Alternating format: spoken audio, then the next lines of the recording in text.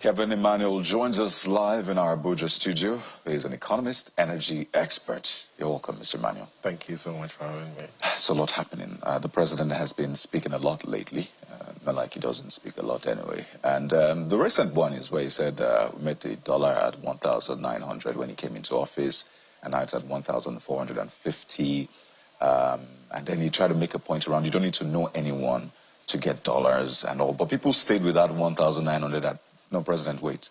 You did not meet dollar at 1,900. No, in fact, it was your decisions that made the dollar go all the way up. And you had people fact-checking the president. In fact, currently, there's the X notes that has fact-checked the video of the president that, no, that's not what you meant, right? So maybe he was going to say something else and said that and was trying to make the point that you don't need to know anybody is another thing entirely. But before that, he had also made statements when he met with the CPC group that today, we're doing well. We don't need to borrow, locally anymore because we've tried to meet some of our, targets. But first, we've not seen the budget performance document since third quarter of last year, right? So people are wondering, if you have that data, please share it with us. After all, this is a quarterly report you're meant to show Nigerians that this is the revenue we got, this is how we're able to make it. But people are putting the figures together and they're saying, nope, we don't think so. So from what you see, looking at the numbers, how well is this government doing in spite of the fact that it's not backing it up with its own data? Kayode, very interesting questions. And it has, because of 2027, these questions begin to have political connotations. But the facts is the facts. The facts are the facts. Economics is economics. Someone said that economics does not care about your feelings, So I'll be fair to President Tinubu. Where was the economy when he came in? There was $7 billion of backlog, FX backlogs. The CBN was technically insolvent, even if they don't like to acknowledge it. Of course, the CBN will not come out and tell you that because they were in negative territory when it comes to their net external reserve, their net asset ratio. Yemi Cardozo has, I will rate him 7/10. Him and his team, the job they've done to restore confidence in the Central Bank of Nigeria. And the fact that he's fought very hard against the federal government, the executive branch, following the legacy of the late President, Muhammadu Buhari, of violating Section 38 of the CBN Act on Ways and Means. He's been under serious pressure to violate Section 38, which says that the federal government cannot borrow more than 5% of real GDP for the previous accounting year, as ways and means to finance budget deficits. And he's fought that very well. So talk about the CBN has like net external reserves of $40 billion. That is gross. When you factor their encumbrances, the actual net external reserves is anywhere between $12 and $15 billion. The principle in central banking globally says that you should have net external reserves that are equivalent to your imports for at least one calendar year. So President Tinubu came in, you had your black market premium, which was the difference between your official rates, which is your pegged rates, and the black market rates, which is your real rates, the rate at which transactions and obligations are actually funded. It was over 30%, okay? He came in and there was a subsidy. Petrol was selling for $197. The regulator claimed that Nigeria was consuming 70 million liters per day, which is disputable. And I've constantly said that they don't have actual empirical data to back that assumption up. You had a system where they moved from DSDP, direct sales, direct purchase, to vendor financing program. They were swapping Nigeria's crude for imports of PMS, and they couldn't match the equalization volumes to actually verify Nigeria was consuming what they were consuming. So President Tinubu had a choice then. He had a choice to actually go to the Ghana route and say, Nigeria is technically insolvent, we can't meet our debt obligations, therefore we will default on our debts. And it would have, led to serious economic ripple effect that would have been worse than what we have today. He decided, however, that what he will do is he will devalue the naira, and then remove petrol subsidy, And, then I supported it. I still support it because I believe in principle. The principle of it was the right decision.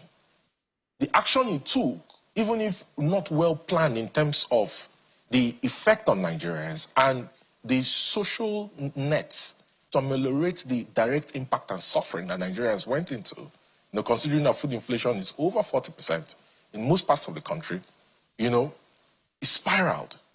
But it stabilized the macro.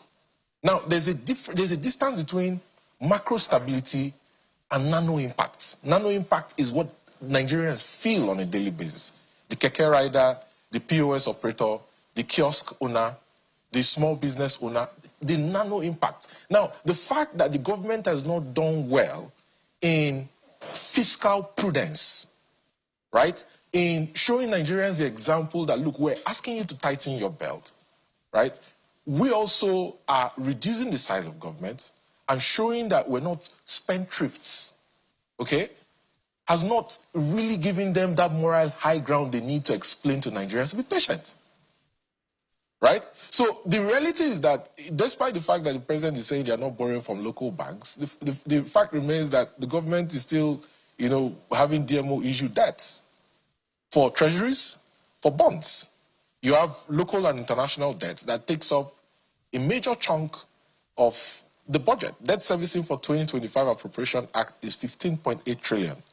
And the government has to borrow 13.3 trillion to finance that deficit. So the president is saying that they've raised 20.6 trillion naira non-oil revenue for 2025 and his target is right, for the first 8 months. But the question is, the deficit is another 34 trillion. Where is it going to come from? Considering that NNPC is not bringing in the dollar receipts that is expecting. Very interesting walk back you did to tie to where we're at right now. So you sort of gave them some sort of kudos and then knocks as well. But Jeffrey, over to you now. Yeah, I'm happy that Mr. Manuel has laid that quite a balanced foundation because the challenge has always been the compounding effects to the man on the streets, which if, for instance, you look at the macroeconomics and just 2 pointers to the effect of stability. So we can say in excess of 1,500 plus, so 1,500 in excess of 30 or 40 naira to that effect. So that brings that stability within the market, and that volatility seems to be out of the door. And then if you look at our high interest rates, which I'd like you to speak to, that naturally will bring all of these FPIs we're talking about. So, and then you look at the stock market rallying. So some people will say, oh, rallying because of this external monies, also the performance of the companies, posting profit, that means more money for government. So it looks like on the government end, there's a lot of inflows coming in, both for stabilization, both for project delivery. But why do we always have that challenge of the nano elements that you talked about? This has always been a constant, recurrent decimal. Why? Geoffrey, good morning. Thank you so much. Very good question you asked. So, there are 3 primary areas, that really drives the economy: inflation, interest rates, and exchange rates. Okay? If prices go up because you have so much money chasing so few goods, you have cost push, demand pull inflation. By the way, I've always said on this show that I don't believe the numbers that Nigeria Bureau of Statistics bandies around inflation because of the, model that goes into calculating inflation, for food, energy, the baskets that they adjusted for energy, and they reduce energy from 20% to less than 5%. So those numbers are distorted. And the fact that the Monetary Policy Committee and the central bank has not reacted to the numbers, because they are supposed to react to the numbers, because they are implementing what they call inflation targeting, shows that those numbers are questionable, So what Nigerians immediately feel that affects their purchasing power parity, their PPP, and their per capita is inflation. If inflation goes up, interest rates has to be increased, because if interest rate is not increased, there's going to be a flow from naira-denominated to dollar-denominated assets, which only worsen inflation, and that affects exchange rates. Okay? The exchange rate affects the duties that the custom charge at the ports. The duties they charge at the port impacts on everything Nigerians are importing. So, say for example, you see the balance of trade between Nigeria and China. Nigeria imports over $2 billion from China on a yearly basis, but exports less than $250 million on a yearly basis. You see that distortion. Everything you're importing from China, everything you're importing from America, you look, for example, at the price of cars over the last 2 to 3 years, is doubled or even tripled in some instances because of inflation and because of exchange rates and the impact it has had on importation duties and all of that. Now, you come back to interest rates. You come back to the fact that one of the NESG just published a business index, and they noted that at the top of their survey, businesses say lack of access to financing is their most persistent challenge to doing business in Nigeria. Who is going to borrow at 35% commercial lending rates to do business in Nigeria today? That's why you've seen a flight of requests from bank loans, traditional bank loans, to commercial papers, working capital that companies borrow from debt capital markets through platforms like NG Clearing and FMDQ. Okay? Who is going to borrow at that interest rate? Because it's prohibitive. So the immediate work for the Nigerian government is, how do we reduce the cost push and demand pull buffers to bring inflation down so that you can readjust interest rates back down and readjust cash reserve ratio, which is the highest we've ever seen in the history of Nigeria. Cash reserve ratio went from 14% in 2014 to 50% where it is today. And there are rumors that the Monetary Policy Implementation and Technical Committees might recommend that the NPC increases the cash reserve ratio further up. So the reason why the Nigerians on the streets are not feeling the impact is because this trifecta of inflation, interest rates, and exchange rate are the real drivers of the economy and the purchasing power parity index that affects the per capita income of Nigerians. And the government is not focusing on the buffers that will decelerate it. All right, there's another part that will interest a lot of people I would like you to speak to. I've been observing the president. So, for instance, I can see he's a capitalist by his economic direction. I can see he's very great at optimization. That's why I see all of the taxes and all of this revenue. But the big question is to productivity in terms of, yeah, we've seen some numbers because we're annualizing around 1.3, 1.4 for a period of time in terms of our crude oil production, talking about FX earnings now. Now we have crossed that 1.5, thankfully. But productivity is always a problem. Optimization is one of his greatest strengths. Now, the reason I'm bringing this to the fore, there are so many, since the tax laws were passed and then it will be implemented from January. I don't know whether you're privy to, I'm sure you understand everything that has to do with this tax law, but there's some information flying around I would like you to speak to. And I think the committee led by the gentleman, great guy, Tawe Idele, maybe has to do some educating citizens from now till that's implementation, because I'm hearing all kinds of things. I have to go and check again to see whether it's true or false, because it's a voluminous document. So people are saying, if the government says they are going to fiscalize businesses and make sure that everything is electronic, we have a lot of the informal sector, a lot of these sectors, how will the, say, tax committee, for instance, be able to separate money, say money coming into my account, my salary, maybe somebody gives me a gift or I do a deal? How do they separate all of that? Because what the information that is out there that people are saying is that all the monies that come into your account, the tax people will find a way to tax you if it's not properly structured. Maybe you help Nigerians out once and for all, so that the gift and their income is not taxed, and they go to ombudsman to begin to fight the system. So maybe you provide some clarity before we get back to the macroeconomic conversation. Geoffrey, it's important to clarify that I'm actually not a tax expert, even if I follow keenly the work of the committee. Taiwo, as the chairman and leader of the committee, has done very fantastic work. First of all, it's important to say that the new tax laws places like a limit for the amount, the threshold that Nigerians cannot be taxed on. Businesses, I think, of about 100 million cap and below you don't get to pay tax, your business doesn't get to pay taxes. So you have an exemption on that. Secondly, one of the areas through which consultants, tax consultants to their clients have gotten away with blue model, like I would say, and, you know, shortchanging the government of tax revenue is, you know, the self-assessment, where consultants layer the tax returns of their clients and under-declare the income of their clients as a way to get reduced, you know, rates that are paid, like the reduced taxes that are paid to the FIRS. What this new regime of tax structure is doing, a change from FIRS, NRS, is that you're moving from self-assessment, you're moving to a systems assessment.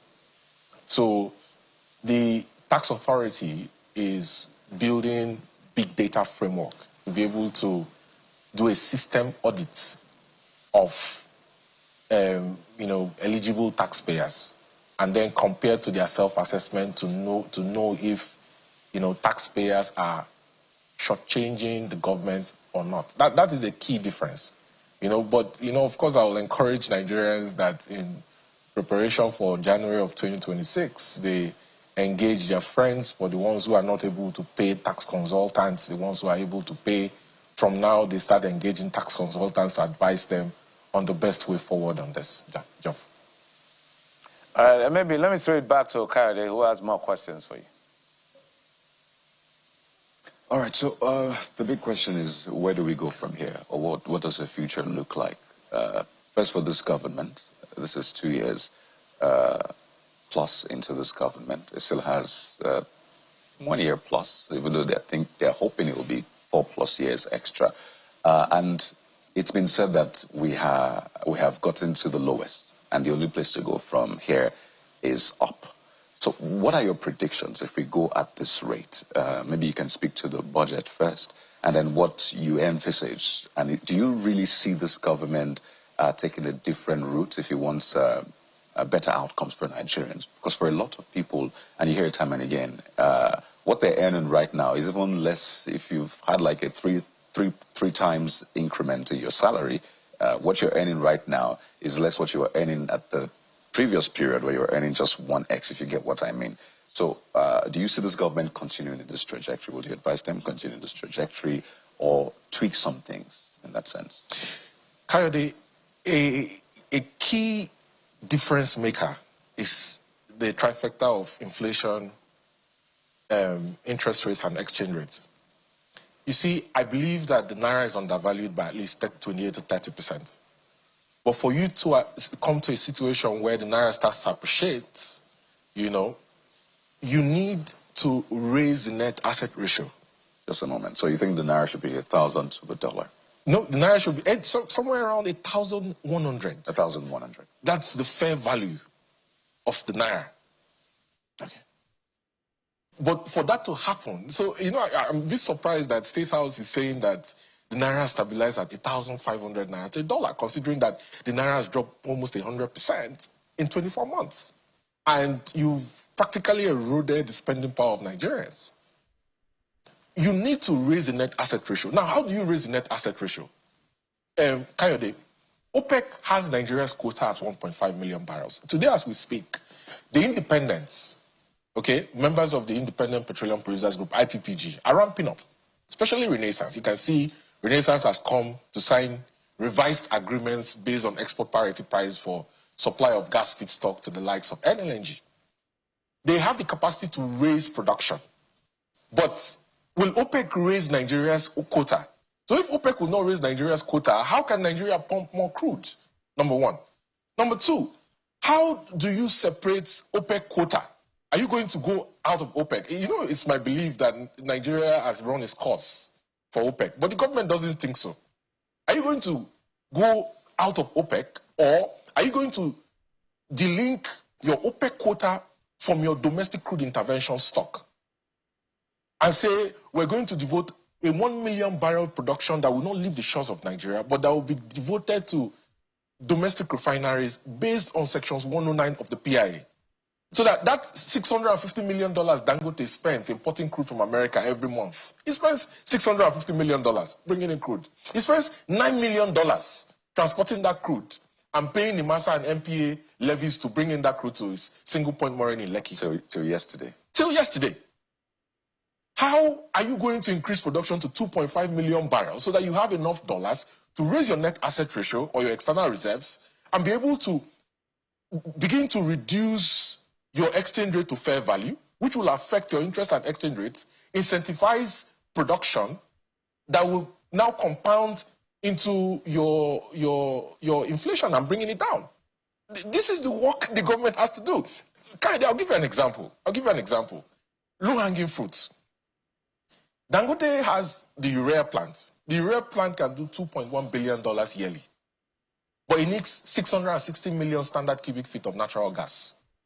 Under the horizontal structure of gas for supply of feedstock to the plants in Lagos, Dangote is only able to access anywhere between 65 and 70% of that. So it means that he can't maximize full value. He wants to raise to 9 million tons. For him to succeed at that, he has to go away from the horizontal contract to a vertical agreement where NNPC is not involved to get gas. I find this interesting. You've mentioned Dangote at least 2, 3, 4 times. But don't forget, we have Port Harcourt Refinery. I'm going somewhere. We have Kaduna and Warri. Have you lost hope? Because you didn't even mention them. Because here are refineries, but you've only mentioned Dangote. What's going on? Have you lost hope? The EPC for Port Harcourt Refinery was submitted in October of 2019. In 2021, Melek Yari, the former GC of NNPC, got fake approval to raise money through a for-sale agreement or resource-backed loan. They raised money from Afrexim and some other partners. They allotted $1.5 billion for Port Harcourt Refinery. I've seen the EPC sheet for Port Harcourt Refinery. The EPC sheet was inflated. And I say this with all form of humility and authority. The EPC sheet was inflated. By how much? But I've seen, because I've looked at it and I've spoken to experts around the world, EPC contractors, items 4 to 5 times. The rehabilitation of Okrika Jetty, for example, what was allotted was $20.8 million. How do you do a rehabilitation for a jetty? $20 million will build a brand new jetty. It's even too much to build a brand new jetty. So the question I have is, can NMDPRA show us a sample of the product from the refinery to show that C5 was not mixed with naphtha? From the Port Harcourt refinery? From the Port Harcourt refinery, number one. That's before it was closed? Yes.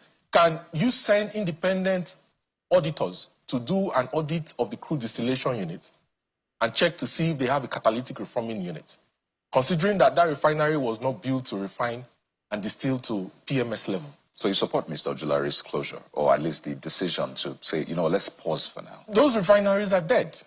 But an important point Nigerians have to understand is that it's not in Ojulari's power as GCE of NNPC to mandate for those refineries to be sold. Those refineries are owned by the federal government, and the National Economic Council on Privatization has to sit and approve and issue a memo for a sale. And so far, the body language of the NEC is they don't want to sell it. They are obsessively attached to it, considering that those refineries are consuming more than 100 billion naira on a yearly basis in costs that is taken from NNPC's retained earnings. Before we wind down, so what do you want to be done? Close it and then sell it off. One, he has said we're looking to get a refinery to handle this. So I imagine it's going to be some sort of arrangement. So it's not entirely off our hands, but it's still not our headache in that sense. So what are you proposing? Bayo Ojulari, as an expert that has had more than 30 years experience in oil and gas, will not support continuing to pump in money to a dead asset that is not revived, that you cannot revive. But as the GCO cum politician that he is now, to survive his position, he has to bend to the will of the villa. And I've always said, and I'll say it anywhere, privately and publicly, I'll say it, the State House should leave NNPC alone to function as a business. There's excessive control from the State House. Privatize NNPC and send NNPC to the markets, to an IPO, and allow the markets to run it, and collect your dividends and taxes. Simple as that. Simple as that. And I'll also add, Kayode, NLNG. the value attribution for NLNG has to be revisited. 36% of the revenues for selling gas goes into transportation costs, compared to about 8 to 10% in other parts of the world. Right. The prices for gas from the producers to NLNG shareholders has to be reviewed to align with export parity. So you have to look at that value attribution framework, look at the withholding taxes, dividends, and the corporate income taxes that comes to the Nigerian government. You know, there's a lot to cover, particularly because the leadership says they're under attack. You wonder who's trying to attack them or get to them. And there's also the conversation around, you know, Lagos getting more than every state and all of this decentralization matter. But that will be for another time. It's always interesting having a conversation with you. We could really stretch, you know, across the economic indices. Mr. Kevin Emmanuel, thank you so much for your time. Good to see you in Abuja. Thank you for having me. Welcome to Abuja. Always a pleasure. Well, we could go on, but at least we've tried to touch on some of the major issues that affect the nation's economy. Don't worry, tomorrow we'll continue on this. But we'll take a quick break now. The situation in Niger State and that issue around irregular migration takes our attention next. Stay with us.